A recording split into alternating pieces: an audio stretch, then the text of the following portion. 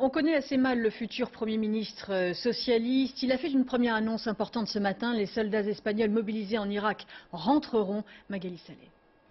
C'était à la veille des attentats. José Luis Zapatero faisait campagne pour le Parti socialiste ouvrier espagnol.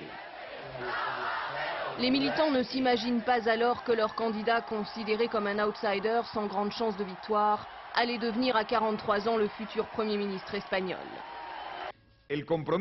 Juriste de formation, José Luis Zapatero est un homme de compromis, sans grand charisme. Adepte de la troisième voie de Tony Blair, il prône une politique de changement sans rupture. Il n'a que 16 ans lorsqu'il adhère au Parti socialiste ouvrier. 10 ans plus tard, il devient le plus jeune parlementaire espagnol. Il s'affirme progressivement à la tête de l'opposition en prenant notamment parti contre la guerre en Irak. Aujourd'hui, il annonce son intention de rapatrier les soldats espagnols à la fin du mois de juin.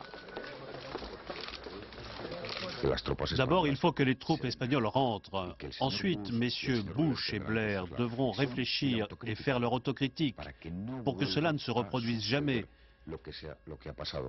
On ne peut pas faire des choses comme ça. On ne peut pas bombarder un peuple de cette façon. José Luis Zapatero devra maintenant composer avec les partis régionaux, notamment catalans et basques, pour former une majorité stable au Cortes, le Parlement espagnol.